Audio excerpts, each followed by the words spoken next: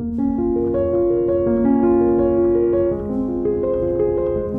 know that you're an amazing social entrepreneur and you've had great successes over the last couple of years, but you were explaining earlier on that your journey has not been an easy journey, to achieve your success. So perhaps you'd be comfortable to share with us how your journey has gone. Absolutely, yeah. Thank you. I can go back to my early childhood, actually. My earliest memories I have, I come from a broken home in the Elephant and Castle in southeast London. Council estate boy. Dad was a violent alcoholic. Mum was lovely, but she was very much under Dad's thrall. Don't get me wrong, I loved my dad. When he was sober, he was a wonderful man. But when he was drunk, he was this monster, this demon.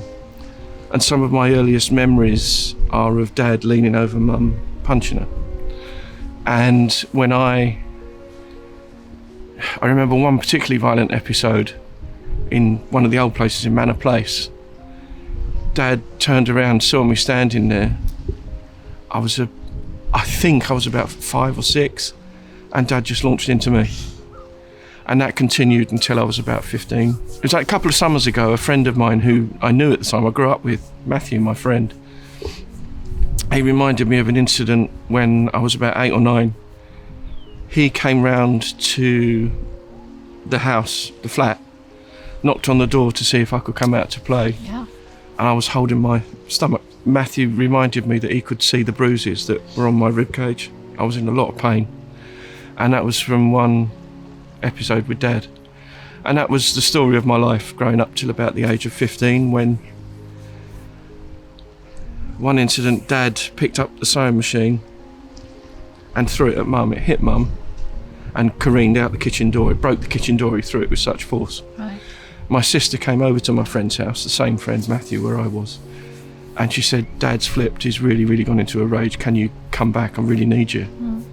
The sight that greeted me was Mum in a pool of blood on the floor, Dad shouting and raging with his fist clenched. And I just said to Joe, go upstairs, I'm going to sort this. I went and got a knife from the kitchen. I ran into the living room. I held a knife at my dad's throat and I said to him, I will kill you if you don't stop. We've had enough. And he just looked at me and he just went from that demon to the man that was, and he just crumpled on the floor crying. And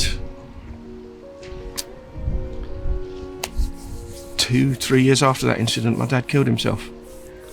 So I lay the blame at my door for that. And it doesn't matter what people tell me. It was his choice, not your choice, wasn't it? It was, but it was influenced by me.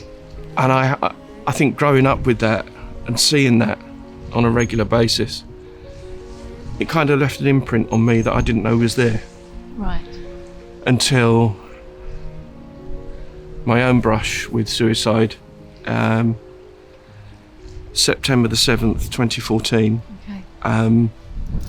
I had so much on my plate. I wasn't eating, I wasn't drinking.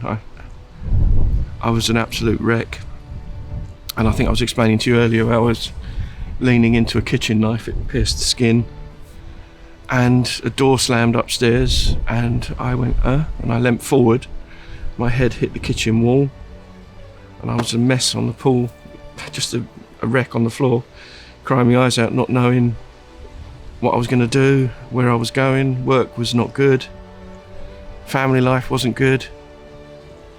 And it just seemed the only way out was to end it all, just to be away from it, just to not be around, to not have that pain, that feeling you're not good enough for anyone, for anything. And all that influence from my past where I was unable to help Mum, it all kind of hit me like a steam train. I'm useless, I'm hopeless, I'm nothing, I'm nobody. And I had to get out of the city. I knew that when I was laying on the floor, I had to get out of what I was doing in the City of London.